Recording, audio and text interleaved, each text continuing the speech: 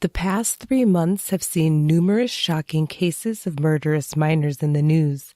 In this episode, you will hear about 7 cases just beginning to weave their way through the justice system in their respective states. These are all cases that I wouldn't generally cover. Some of the offenders remain unnamed, or their cases sealed in the juvenile justice systems, or both. So I'll just cover them all together because the sheer insanity cannot be overlooked. Sit back and prepare yourself to catch up on the diabolical deeds America's youth have been committing on their recent rampage of debauchery.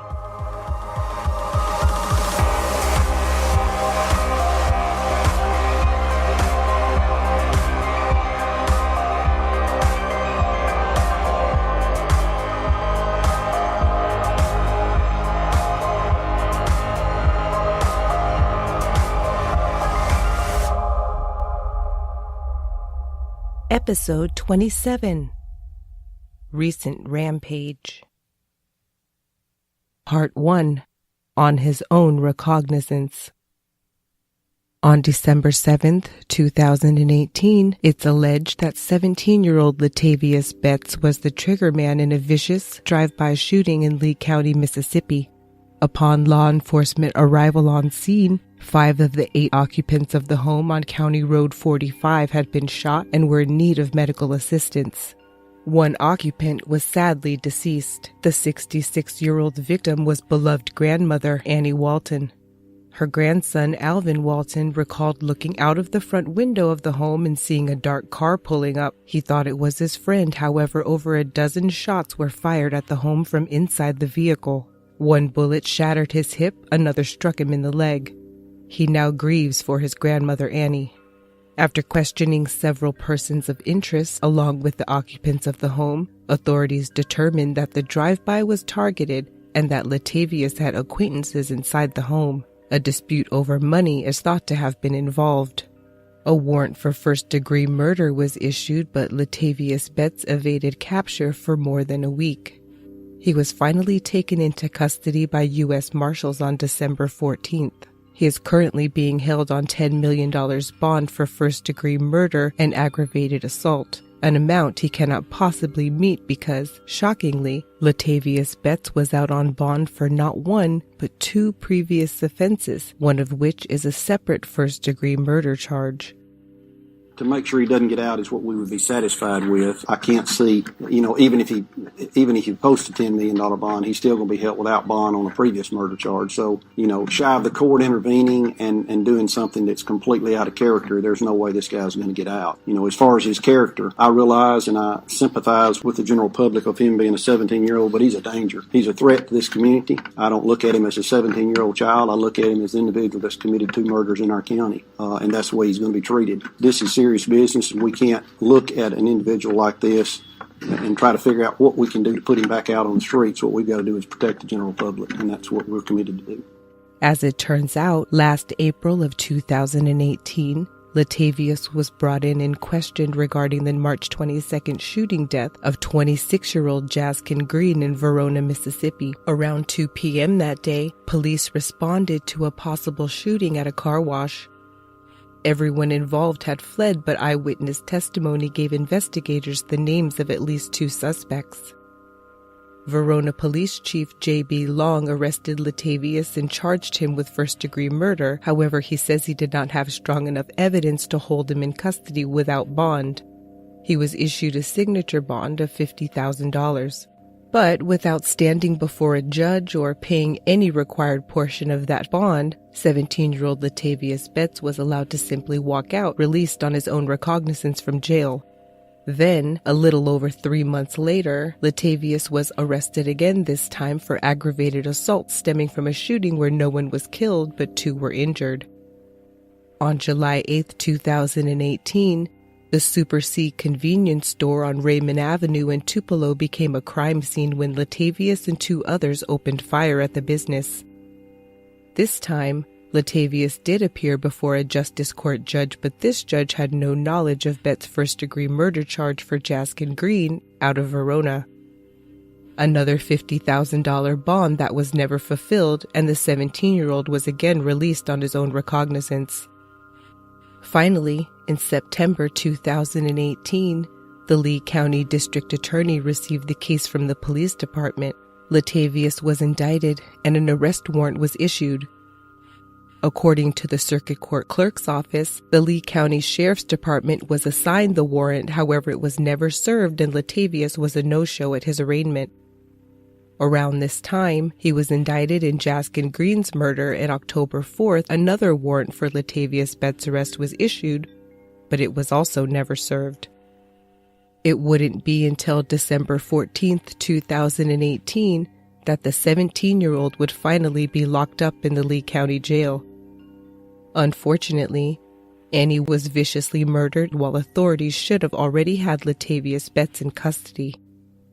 A week after his apprehension, the family of Annie Walton filed a notice of claim against Verona Police Chief J.B. Long in the city of Verona, Mississippi. This action signals the family's intent to sue. He's being charged as an adult with murder and aggravated assault. Part 2. He took action. Around 11 p.m. on Saturday, December 8th, 17-year-old Breana Rouhselang's mother was under the impression that her daughter had gone outside to talk to a friend. This friend was actually 16-year-old Aaron Trejo, and the two hadn't spoken in a month or two. Breana Rouhselang was 6 months pregnant, and Aaron was allegedly the baby's father. The pair were classmates at Mishawaka High School in Mishawaka, Indiana, near South Bend and Notre Dame University, and about 80 miles east of Chicago. Breana loved animals. She played volleyball, was a cheerleader and a softball coach, and knew Aaron from the varsity football team on which he played, and she was a manager. Breana had thoughts of a career in sports management or sports medicine and looked forward to attending college, maybe at St. Mary's. Aaron Trejo had been born in California and moved to Indiana in 2007 or 2008 when his father relocated his wife and kids for a new job. The youngest of four, Aaron wrestled and played football and video games like lots of kids his age. His family is described as church-going and tight-knit. But 2 months ago, these kids were dealing with extremely adult issues, and when Breana's mother awoke around 1 a.m., she realized that Breana hadn't come back into the house. Unable to reach her or Aaron, she headed to his house a few blocks away. Aaron tells Breana's mother that, although he did go to the alley to meet her, she wasn't there. He also states that his cell phone was lost, so she likely won't be able to reach him to keep him updated. Breana's mother searches a bit more, attempts to contact some of Breana's friends, but by 4:30 a.m., police are notified. They head directly for Aaron Trejo's house. Officers made him text Breana, and then he and his parents were transported to the police station to be questioned, and police began a search, starting in that alley behind Breana's house. Here, they immediately located Breana's glasses as well as a stocking cap with visible blood on it. More blood could be seen, and a wider and wider area was searched, ultimately ending at the Pascal Rouley restaurant a block from that alley. According to a probable cause affidavit once at the station, Aaron repeatedly told police that he went to meet Breana, but she hadn't shown up. He just denied seeing her. Then investigators asked about the pregnancy. He admitted that he knew she was pregnant and that he was supposed to be the father. He said neither one of them wanted the baby, but that she had waited too long to inform him of the pregnancy, and she was now unable to get an abortion under Indiana law. There isn't any evidence that Breana did not want her baby. They hadn't spoken in over a month, but had agreed to get together so he could see how she and the baby were doing. As the questioning into the details of the pregnancy began rolling out, detectives asked what he was going to do about the pregnancy, and were stunned by his answer. Aaron simply stated that he took action. He took her life. He had thought about doing so for about a week, but he hadn't told anyone. He went on to describe to police that he brought a knife and a black plastic bag from home and met Breana in the alley as planned. They fought, and he tightly wound her scarf around her neck while stabbing her. He ultimately admitted to stabbing her in the heart. thinking this would be the quickest way to kill her and their unborn baby.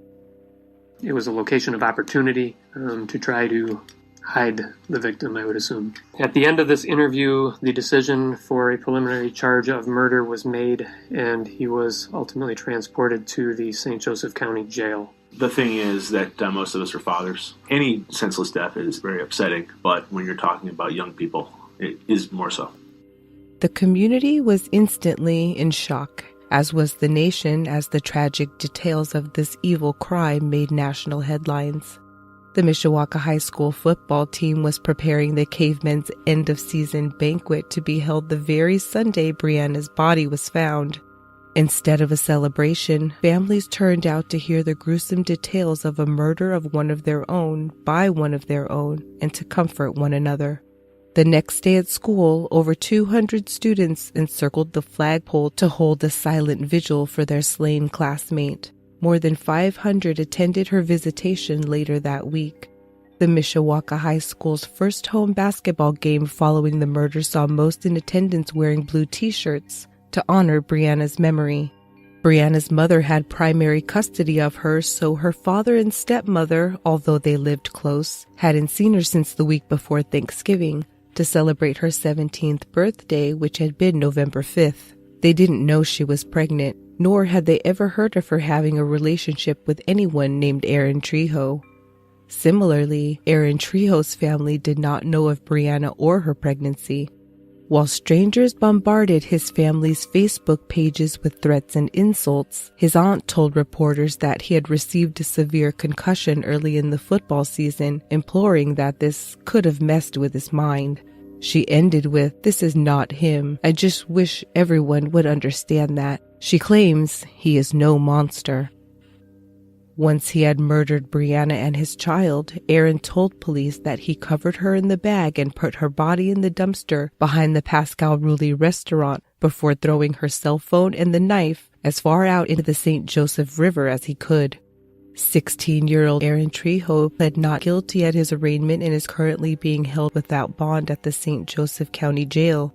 He is being tried as an adult on the charge of murder and on a charge of feticide and faces up to 85 years in prison. His trial is scheduled to begin June 20th, 2019. Part 3. Twins. December 17th, 2018 likely seemed like any other winter day in West Hartford, Connecticut, excitement in the air over Christmas. When the 12-year-old Curtin twins arrived home from Sedgwick Middle School, where they were 7th graders, this family's day turned violent and deadly. Around 3:30 p.m., Janemarie Curtin called 911 to report that she and her daughter Brigid had been stabbed by her son at the family's home on Stoner Drive in West Hartford, Connecticut. Police arrived and transported the pair to St. Francis Hospital and Medical Center. Jane, a 56-year-old political lobbyist of over 25 years, who currently works for a law firm, was gravely injured but survived the attack by her 12-year-old son. Her other twin was not so fortunate. 12-year-old Brigid Curtin had been fatally stabbed in the neck and torso by her own twin brother. Janemarie Murphy was released from intensive care at St. Francis Hospital and Medical Center on January 2nd and moved to a rehabilitation facility for what her family has called a long period of recovery. Brigid Curtin is remembered as thoughtful, compassionate, and happy-go-lucky, the definition of joyful. Instead of celebrating she and her twins' birthday on January 8th, Brigid was instead being prepared to be laid to rest on January 12, 2019, just 4 days after what would have been the twins' 13th birthday. Her twin brother was arraigned bedside on December 18th at Connecticut Children's Medical Center while being treated for minor injuries he sustained in the attack on his mom and sister.